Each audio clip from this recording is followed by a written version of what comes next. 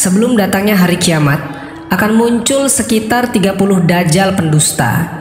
Mereka semua berkata, "Aku adalah seorang nabi, aku adalah seorang nabi." Hadis riwayat Ahmad. Mungkin saja orang yang akan kita ceritakan kali ini salah satu dari ke-30 dajjal yang pernah disabdakan Nabi Shallallahu Alaihi Wasallam.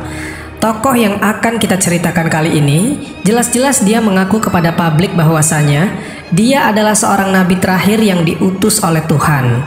Untuk itu, di video kali ini kita akan membahas tentang kemunculan dajjal-dajjal kecil akhir zaman. Assalamualaikum warahmatullahi wabarakatuh. Semoga kita selalu dalam keadaan sehat walafiat. Amin ya robbal alamin. Ini adalah sebuah agama baru yang bernama Raelian atau Raelianisme. Agama ini didirikan oleh seorang yang bernama Claude Vorilhon pada 19 September 1974 di negara Prancis. Tercatat pada tahun 2018, agama baru ini telah memiliki pengikut sekitar 100.000 orang lebih. Claude Vorilhon atau yang punya nama panggilan Rael dulunya adalah seorang jurnalis dari majalah mobil balap dan mantan penyanyi di negaranya yaitu Prancis. Di dalam buku Amanat dari Pencipta terbit pada tahun 2006 diceritakan di sana bahwasanya pada tanggal 13 Desember 1973 Vorilhon bertemu dengan sebuah pesawat yang berbentuk seperti piring di Puy de la Solas di pegunungan Volcano di ibu kota Auvergne, Prancis. Di era modern seperti sekarang ini, pesawat ini biasanya disebut dengan UFO atau pesawatnya para alien. Nah, di dalam pesawat luar angkasa ini, Vorilhon bertemu dengan seorang makhluk alien bernama Yahweh, yang katanya Yahweh ini berusia 25.000 tahun. Bentuk tubuhnya seperti alien, tapi memiliki wajah manusia seperti orang Asia. Dan si alien Yahweh ini bilang katanya, Elohim adalah nama yang diberikan oleh masyarakat bumi pada zaman dahulu atau masyarakat bumi primitif. Yang Elohim sendiri memiliki arti mereka yang datang dari langit. Menurut Vorilhon, manusia bukanlah diciptakan oleh Tuhan, melainkan diciptakan dan dikembangbiakan oleh sebuah ras alien bernama Elohim, di mana nama Elohim ini disalahartikan sebagai nama Tuhan oleh kaum Bani Israel pada masa lalu. Yahweh ini berkata pada Vorilhon bahwa bumi sebenarnya dulu tidak punya kehidupan sama sekali. Dahulu bumi hanya ada kabut dan seluruh permukaannya hanya berupa lautan saja. Kemudian Yahweh ini memudarkan kabutnya dan membiarkan laut itu tersinari matahari sehingga airnya surut karena menguap. Akhirnya jadilah benua dan pulau-pulau kecil. Nah, setelah sudah ada pulau, barulah Yahweh menciptakan dinosaurus, manusia purba dan spesies masa lampau sebagai proyek percobaan. Kemudian dihancurkan kembali oleh supernuklir dan membuat benua terbelah dan seluruh makhluk hidup punah. Setelah tak ada lagi kehidupan, Yahweh menciptakan manusia prototipe pertama yang menyempurnakan dari ciptaan sebelumnya yaitu manusia purba. Mereka menciptakan dua prototipe dua manusia yang berbeda dan diberi nama dengan Adam dan Hawa. Tak hanya itu teman-teman, lucunya lagi mereka juga menceritakan tentang Nabi Nuh alaihissalam. Mereka bilang katanya peradaban manusia direset ulang sejak kejadian musibah banjir yang terjadi di zaman Nabi Nuh alaihissalam. Tapi mereka bilang itu bukanlah musibah banjir, melainkan ledakan nuklir besar yang dikirim oleh Elohim ke bumi. Kesesatan tak hanya mengenai awal penciptaan manusia saja. Bahkan Vorilhon menjelaskan, sebelum mereka bertemu dengan Vorilhon, Elohim atau alien ini telah bertemu kontak dengan 40 orang sebelumnya yang ditunjuk sebagai nabi di bumi. Beberapa dari 40 nabi tersebut adalah Moses, Elia, Buddha, Yesus, Muhammad, dan Joseph Smith. Elohim juga menurunkan agama-agama manusia sebelumnya bernama Yudaisme, Buddha, Kristen, Islam, dan Mormonisme. Akan datang di akhir zaman beberapa orang dari umatku yang bicara sesuatu yang tidak pernah didengar sebelumnya oleh kalian atau kakek moyang kalian. Maka berhati-hatilah kalian dan jauhilah mereka. Hadis riwayat Ahmad nomor 8267 dihasankan oleh Syuaib Al-Arnaut.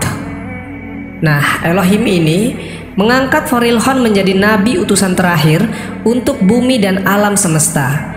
Elohim juga menyematkan nama baru untuk Forilhon, yaitu Rael. Makanya agama mereka bernama Raelism. Sampai sini saja sudah terlihat keanehannya. Kok ada seorang mantan penyanyi diangkat menjadi nabi terakhir? Padahal jelas-jelas nabi terakhir adalah Muhammad SAW yang hidup 1400 tahun yang lalu.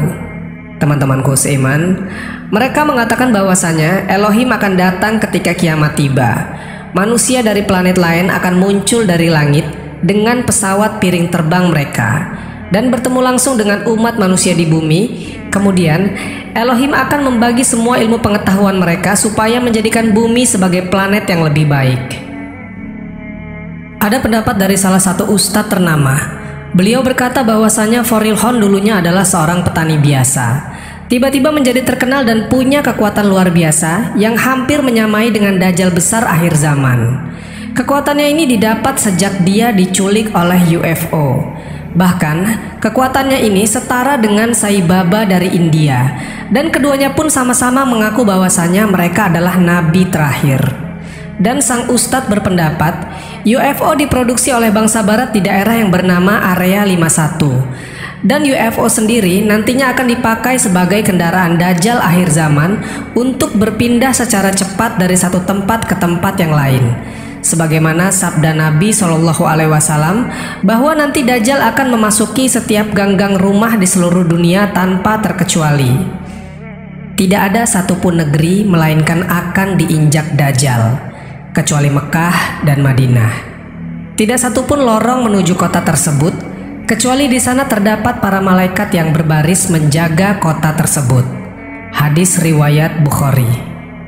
Agama menganjurkan untuk menikah.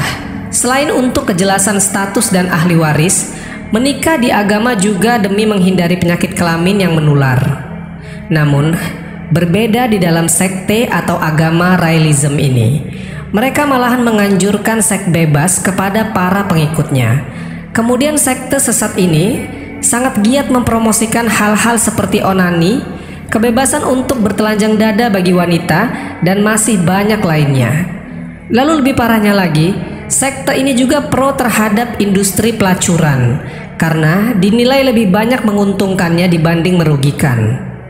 Bahkan karena hal ini, Forilhon mendirikan kelompok feminis pro-seks dengan gerakan kultusnya yang bernama Raels Girls, yang mempunyai tugas untuk mensupport kebebasan wanita untuk bekerja sebagai pelacur. Padahal agama jelas-jelas melarang hal tersebut. Ikatan pernikahan itu berfungsi untuk kontrol terhadap manusia supaya tidak liar dan melampaui batas. Parahnya lagi, para pengikut sekte ini memperbolehkan hubungan pasangan homoseksual, biseksual, dan heteroseksual. Ini adalah salah satu langkah para pengikut sekte ini supaya bisa hidup abadi. Perumpamaannya seperti ini, teman-teman. Apabila ada seorang sudah tua, maka mereka akan mentransfer otaknya ke embrio baru. Nah, ketika embrio ini telah tumbuh menjadi manusia, maka seluruh ingatan pada orang tua tadi ada di manusia baru ini. Ini akan terus dilakukan secara terus-menerus sehingga mereka bisa mendapatkan hidup yang abadi hanya berganti-ganti tubuh saja. Sangat menyeramkan sekali, teman-teman, apabila hal ini bisa terjadi. Agama sejatinya bertujuan untuk menuntun manusia supaya mempunyai kehidupan yang lebih baik. Namun apa yang dilakukan oleh sekte ini tak lain hanya akan menambah kehancuran pada masalah moralitas umat manusia. Oleh karena itu, marilah kita semua waspada terhadap munculnya aliran-aliran sesat seperti ini. Dan semoga Allah Subhanahu wa Ta'ala jauhkan keluarga kita dan negara kita dari masuknya sekte-sekte sesat seperti Raelism ini. Wallahu a'lam bishawab. Jadi itulah kisah tentang Dajjal-Dajjal kecil akhir zaman. Semoga kisah ini bermanfaat. Lebih dan kurangnya mohon dimaafkan. Yang benar datangnya dari Allah Subhanahu wa Ta'ala. Khilaf atau keliru itu datangnya dari saya pribadi sebagai manusia biasa. Sampai ketemu di kisah-kisah seru yang penuh makna selanjutnya. Saya akhiri.